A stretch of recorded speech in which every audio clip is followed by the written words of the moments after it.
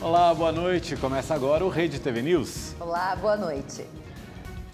O Procon de São Paulo notificou a Ita Transportes Aéreos do grupo Itapemirim para que explique a suspensão dos serviços. Desde sexta-feira, a empresa cancelou voos e milhares de passageiros foram prejudicados. Guichês vazios bem na época da demanda em alta nos aeroportos. Um pequeno aviso confirma a suspensão das operações. Foram os agentes do Procon que orientaram os clientes da Itapemirim. Então a gente verifica que tem gente que está 3 dias aqui no aeroporto, e, infelizmente, sem amparo nenhum, sem assistência material, tudo aquilo que a legislação obriga que uma empresa, no caso, nesse caso específico, teria obrigação de fazer e não fez. Mesmo diante das notícias, muitos chegam aqui ao aeroporto de Guarulhos, na Grande São Paulo, para tentar uma solução. Foi o que fez este advogado que tem passagem para Florianópolis. Desde sexta-feira que eu vi as notícias, né?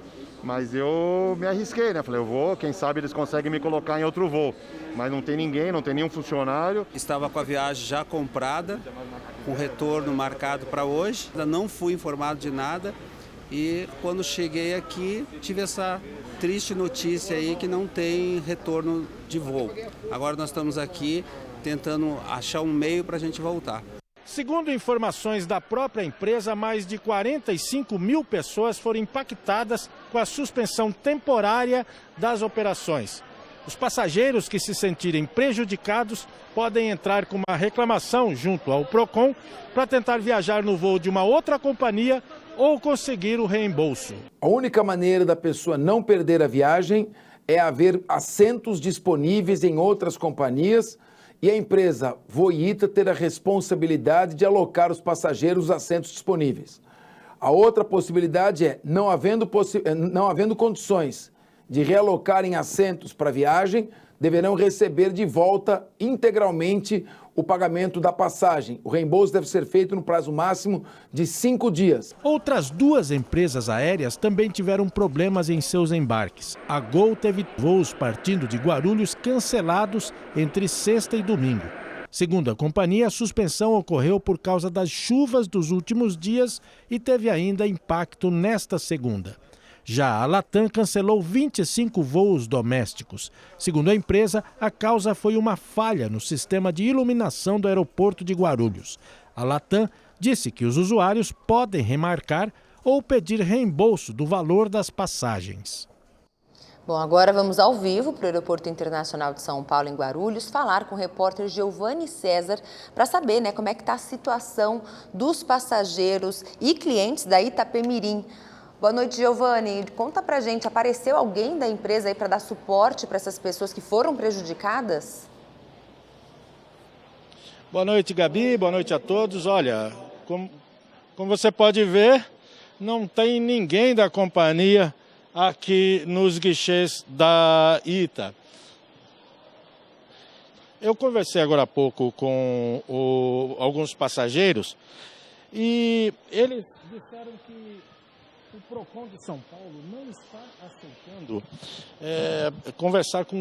não está aceitando reclamações de pessoas que são aqui da capital paulista, que não são aqui da capital paulista, ou seja, passageiros de outros estados estão praticamente perdidos aqui em São Paulo, porque eles entram com um pedido de reclamação no Procon e o Procon informa que quem não tem endereço aqui em São Paulo não pode ter a sua reclamação aceita. Então eles estão aqui sem hospedagem, estão sem passagem e alguns estão perambulando aqui pelo aeroporto à espera de uma resposta da Itapemirim. Tá certo? Tem gente então que está completamente assim, como é o caso daquela senhora que você está vendo ali, ó.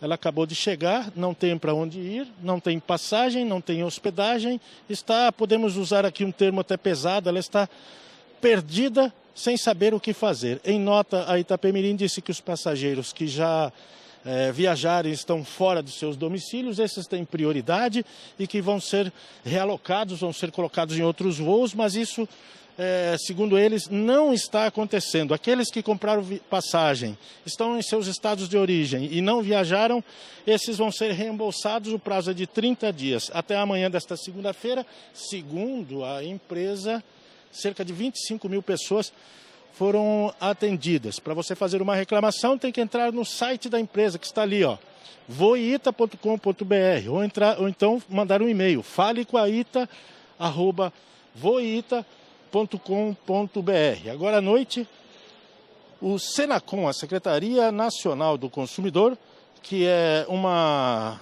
subordinada do Ministério da Justiça, uma espécie de PROCON nacional, né? Notificou a Itapemirim Transportes e deu 24 horas para que a empresa explique ou apresente os motivos que a levaram para a paralisação dessas atividades. De Guarulhos, Giovanni César para o Rede TV News. Que situação que essas pessoas estão passando. Que absurdo isso. Um absurdo. Olha só, amanhã começa o verão e com ele vem o sol, o calor. Por isso, gente, nesse mês foi lançada a campanha Dezembro Laranja, que reforça a importância das medidas de prevenção contra o câncer de pele. O que para você pode parecer uma manchinha pequena ou uma simples pinta comum do corpo, para esta dermatologista pode ser um sinal de uma doença grave, o câncer de pele. Ela explica como conseguir diferenciar uma da outra com uma regrinha bem fácil, que usa o abecedário. A gente tem uma regra que chama ABCDE. O A é de assimetria. Uma metade é diferente da outra. Então, se nós traçarmos o 4, né, dividimos a pinta em 4, um lado nunca vai ser igual ao outro. B, de bordas, a borda é irregular da lesão. C, de cores, múltiplas cores. Então, nuances do castanho, preto, avermelhado. Então, aquela pinta que tem várias cores. O D, de diâmetro, uma pinta que tem acima de 6 milímetros. E o E, que é muito importante, é evolução. Aquela pinta que o paciente perceba que está mudando ao longo do tempo. Todos esses aspectos são sinais de alerta para um possível melanoma, o popular câncer de pele. E foi observando tudo isso que a Érica descobriu que algo estava errado com ela. Aí, recentemente, eu vi que uma pinta muito estranha nas minhas costas. Ela era bem irregular, com cores diferentes, e me chamou bastante atenção. Ela estava grande, eu falei, não, mas essa pinta não era assim, não estava desse jeito. Até que eu procurei também o médico, e aí fizemos a biópsia e deu o melanoma. Segundo a Sociedade Brasileira de Dermatologia, em 2020, momento mais crítico da pandemia, foram diagnosticados mais de 52 mil casos de câncer de pele. Apesar de expressivo, o número é quase 25% menor do que o registrado em 2019. No entanto, os dados podem não refletir a realidade. Por conta da pandemia, essa questão da pandemia, as pessoas vieram menos às consultas dermatológicas. Então, a gente tem essa sensação que a incidência do câncer da pele diminuiu, né? Então, as estatísticas mostram isso. Mas ainda é muito precoce para a gente falar com maior convicção esses dados, né? Talvez ano que vem, os próximos anos, isso vai aparecer com maior frequência, mas no momento ainda é precoce. Os estados com maior redução no número de notificação de diagnóstico do câncer de pele foram São Paulo, Paraná e Rio Grande do Sul. Em termos percentuais, se destacam os estados do Piauí, com queda de 46%, Mato Grosso e Mato Grosso do Sul. Apesar da queda no número de casos, é sempre muito importante estar atento aos sinais, pois quanto mais cedo a doença é descoberta, maiores são as chances de sucesso no tratamento. Foi o que aconteceu com este advogado. Ele descobriu rápido uma manchinha na perna, passou por uma cirurgia e resolveu o problema. Foi uma cirurgia de pequeno porte, rápida, tranquila, sem dor. E com medidas simples no dia a dia, como passar protetor solar e evitar uma longa exposição ao sol, é possível evitar as complicações. Chapéus com fator de proteção ultravioleta no tecido ajuda muito, ou aquele chapéu com tecido mais, a trama mais apertada, colorações mais escuras, camisetas, roupas de proteção, óculos, guarda-sol, isso ajuda muito também. O governo editou hoje a portaria que exige o passaporte da vacina para a entrada de estrangeiros aqui no Brasil. O documento foi publicado em edição extra do Diário Oficial da União e atende à decisão do ministro Luiz Roberto Barroso, do Supremo Tribunal Federal, que determinou a obrigatoriedade do comprovante de vacinação. Além do comprovante de vacinação, os estrangeiros precisam apresentar teste com resultado negativo para a Covid-19, feito em até 72 horas antes do embarque. A exceção é apenas para aqueles que não podem receber a vacina por questões de saúde, que venham de países onde comprovadamente não há imunizantes disponíveis ou pessoas em situação de vulnerabilidade decorrente de crise humanitária. Nesses casos, deverá ser cumprida uma quarentena de 14 dias. Já os brasileiros e estrangeiros residentes no Brasil que deixaram o país até o dia 14 de dezembro estão dispensados de apresentar o comprovante ou cumprir a quarentena, mas devem apresentar o teste com resultado negativo para a doença. A Secretaria Municipal de Saúde do Rio de Janeiro confirmou hoje o primeiro caso importado da variante Ômicron do novo coronavírus. Trata-se de uma mulher brasileira de 27 anos que mora em Chicago, nos Estados Unidos. Ela buscou atendimento em uma unidade de saúde assim que chegou ao Brasil no dia 13 de dezembro. Segundo a Secretaria, ela está com sintomas leves, sob monitoramento da vigilância e em isolamento domiciliar. Todos os contactantes rastreados testaram negativo para a doença. A mulher já tinha se vacinado contra a Covid-19 com 2 doses. E a cidade de São Paulo confirmou mais 4 casos da variante Ômicron.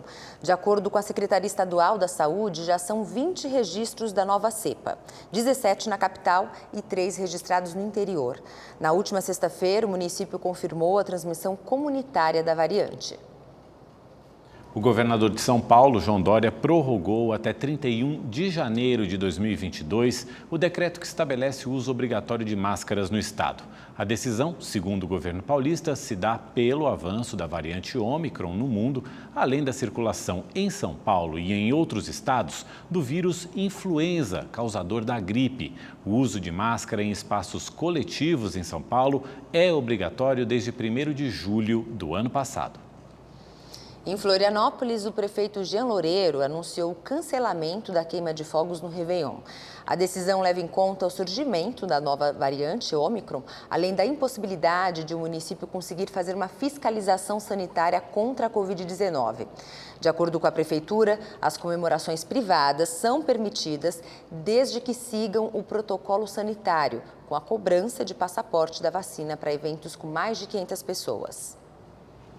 E agora os números da Covid-19 no Brasil. Segundo dados do Ministério da Saúde, o Brasil tem 21.493.000 recuperados da doença. 104.000 pacientes continuam em acompanhamento e desde o início da pandemia, 617.000 pessoas morreram de Covid-19 no país. Hoje é 20 de dezembro, então estamos a 5 dias do Natal. Uma brincadeira muito comum nas confraternizações nessa época do ano é o amigo secreto, que é um jeito divertido de trocar presentes. É hora de escrever o nome das pessoas que vão participar do amigo secreto. O sorteio é realizado durante o trabalho mesmo. A brincadeira comum na família, entre amigos, você já deve ter participado. Aqui neste salão de beleza, 10 funcionários foram relacionados para o amigo oculto. O gasto médio de cada um com presentes será de R$100. É nem todo mundo que pode dar um presente tão caro, né? Ainda mais depois de a gente ter passado por todos esses altos e baixos, né, na renda financeira de todo mundo. As funcionárias estão animadas para comemorar o amigo secreto. Eu dei 3 opções já. Eu dei 3 opções, tô doidinha para ver qual que eles vão escolher para me dar. Mas entre essas 3, alguma preferência? Deixou anotado lá? Não, é verdade, eu vou deixar aí. Eu não pus o que eu queria. O relógio. Tô ouvindo, né? O relógio. Eu prefiro o relógio, gente. Mayara, se tirou a Simone, agora já sabe o que ela quer, né? Sim, com certeza. Tá fácil. Além das confraternizações no trabalho, existem muitas famílias se preparando para o amigo secreto. Esse ano, o sorteio do amigo secreto foi feito de forma virtual. Até uma das coisas que agilizou bastante essa questão, porque tem familiares, tem amigos que moram em outras cidades, que moram longe, e aí essa tecnologia aí, né, do Amigo Secreto. O sorteio virtual ajudou bastante. O que também ajudou bastante foi estipular o presente. Todo mundo aí vai sair com um chinelo no pé?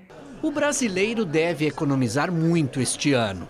De acordo com um estudo feito pela Confederação Nacional de Dirigentes Lojistas, cada pessoa deve gastar até R$ 64 num presente. Dessa forma, estima-se que a brincadeira movimente algo em torno de 6,3 bilhões de reais na economia. É um valor muito relevante para o comércio brasileiro. O lado positivo desse tipo de brincadeira é que é uma forma econômica de trocar presentes e confraternizar. Todo mundo acaba comprando um presente, ganhando um presente, e você não precisa se preocupar em comprar presente para várias pessoas. Ganhar ou dar um presente, o que é melhor, hein? Eu acho que dá. Vem a empolgação da pessoa, é bem legal. Quando a gente faz Amigo Secreto, é a hora que a gente vê o espírito Natal. É a coisa mais gostosa que tem. E a ansiedade da gente poder saber que a gente vai ganhar, né? É muito bom. Olha, a Polícia Civil do Rio de Janeiro investiga a morte de uma diarista após a realização de um procedimento estético. O corpo dela foi enterrado num cemitério da zona norte da cidade.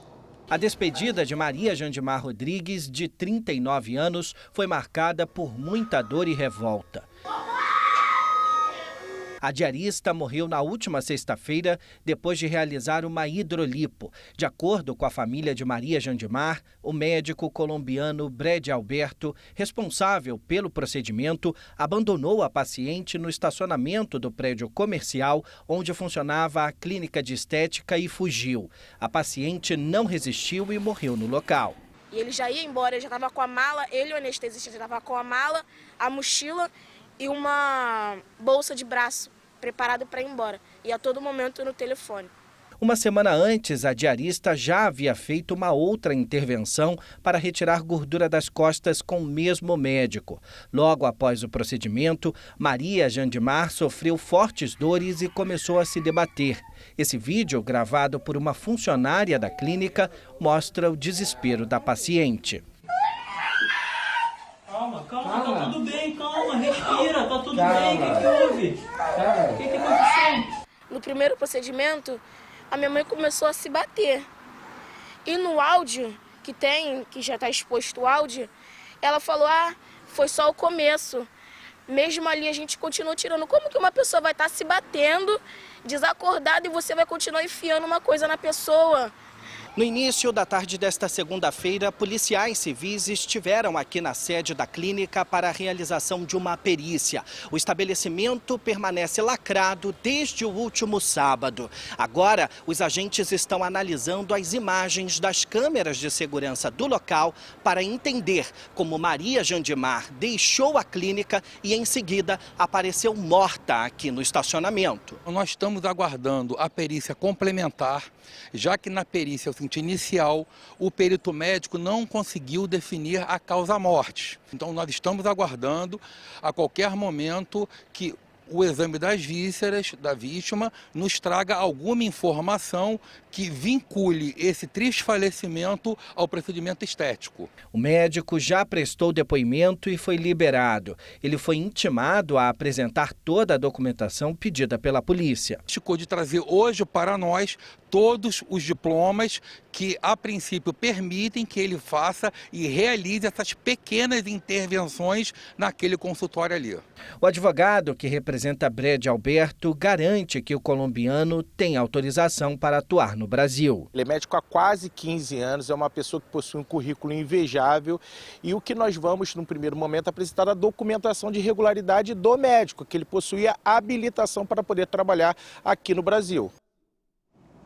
A polícia apreendeu mais de 1 tonelada de maconha na rodovia Fernão Dias, em Três Corações, no sul de Minas Gerais. Um homem foi preso. A droga estava escondida em um caminhão de mudança. 1 tonelada e 50 quilos estavam embalados e escondidos no meio dos móveis. De acordo com a Polícia Rodoviária Federal, o veículo foi parado durante uma fiscalização de rotina. O material apreendido poderia render mais de R$ 2 milhões aos traficantes. O motorista foi preso e a droga apreendida.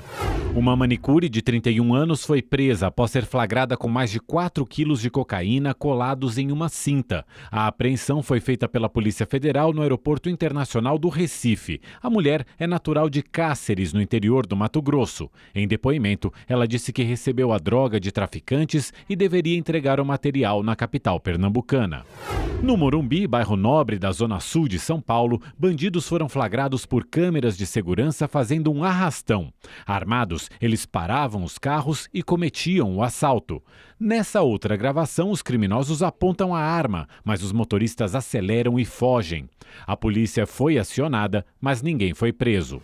2 assaltantes foram mortos ao tentar roubar uma guarda civil de São Bernardo do Campo, no ABC Paulista. A dupla chegou numa moto, mas a mulher reagiu e atirou contra os bandidos. O garupa caiu poucos metros à frente e o comparsa que pilotava um pouco mais adiante. A tentativa de assalto aconteceu na Zona Sul de São Paulo. E parte da equipe do cantor Gustavo Lima sofreu um acidente de carro na manhã de hoje em Soledade, na Paraíba. O artista não estava no veículo. A van que transportava os profissionais que trabalham com o cantor sertanejo bateu contra um outro carro que estava no sentido contrário, no quilômetro 206 da BR-230 em Soledade, na Paraíba. 11 pessoas ficaram feridas. 5 delas foram encaminhadas para hospitais da região. Apenas uma ainda não recebeu alta porque precisou fazer uma cirurgia no tórax. O estado de saúde da vítima não foi divulgado. Segundo a Polícia Rodoviária Federal, a van saiu da cidade de São Bento, no sertão da Paraíba, onde Gustavo Lima se apresentou, e deixaria a equipe no aeroporto do Recife, em Pernambuco. As causas do acidente estão sendo investigadas. E agora um alerta importante para essa época de festas. É necessário prestar muita atenção nas condições de higiene, conservação e manipulação dos alimentos. O risco de contaminação e intoxicação pode estar dentro da sua cozinha. A dona Helena já viu a filha passar muito mal por conta de uma infecção alimentar. E ela vomitava, tinha diarreia, o suor parecia que saía em bicas assim, dava para ver esguichada a pele. E ela desfalecendo, foi ficando amarela e eles, graças a Deus, socorreram imediatamente no soro. Ela ficou com tremedeira e começou a melhorar. Depois disso, com a pandemia da Covid-19, ela decidiu redobrar os cuidados com os alimentos em casa. Depois da pandemia, eu estou usando água sanitária com frutas, verduras, legumes, com tudo que eu posso, inclusive até na hora de lavar a louça, eu deixo alguma coisa com água sanitária, eu ponho na esponjinha. Cerca de 600 milhões de pessoas adoecem e mais de 400 mil morrem todos os anos no mundo por conta de doenças transmitidas por alimentos. Foi pensando nisso que a USP divulgou um estudo onde analisa as condições de higiene, manipulação e armazenamento dos alimentos aqui no Brasil e constatou a origem dessa contaminação: a cozinha de casa. A Universidade de São Paulo ouviu 5.000 pessoas em todos os estados brasileiros. E a conclusão é preocupante. Uma parcela considerável da população adota medidas inadequadas quando manipula alimentos. 46,3% afirmaram ter o hábito de lavar carnes na pia da cozinha. 24,1% costumam consumir carnes mal cozidas. E 17,4% consomem ovos crus e mal cozidos em maioneses caseiras. O Gustavo foi parar no hospital depois de comer um molho estragado. Comecei a passar mal, dor no estômago, ir no banheiro toda hora, vomitar e tudo mais. E passei muito mal, fui para o hospital. Eu tive intoxicação alimentar. Essa especialista dá dicas que ajudam a evitar a intoxicação alimentar. Não deixe louça suja acumulada na pia. Não tenha uma lixeira também ali em cima da pia, já que ali é o local onde a gente mais utiliza para fazer as nossas preparações. Jamais lavar frango e carnes em água corrente. Quando fazemos isso, vai espirrando água por todo ali o ambiente e espalhando os micro-organismos, deixando tudo contaminado, tá? Os ovos também não podemos lavar, porque a casca é porosa e em contato com a água, a bactéria vai para a parte interna do ovo. No caso de frutas, legumes e verduras que serão consumidos crus, a recomendação é lavar com água corrente e deixar de molho numa solução clorada por no mínimo 10 minutos. Eu coloco umas gotas na água, depois que eu lavo as verduras e deixo de molho uma meia hora. Aí depois eu retiro e faço o tempero. Geralmente quando eu chego em casa eu lavo, coloco no vinagre. Aí eu tiro, lavei, deixo tudo dentro da água no vinagre, deixo escorrer. Depois eu coloco num saquinho e deixo para congelar na geladeira. A carne geralmente eu chego em casa, lavo e coloco também no saquinho para congelar. Mas nada disso vai valer se não fizer o básico. A minha primeira dica é que você sempre lave suas mãos antes de manipular o alimento. Rede TV News fica por aqui. Uma ótima noite para você e até amanhã. Boa noite, obrigado pela companhia. Amanhã a gente se vê. Tchau, tchau.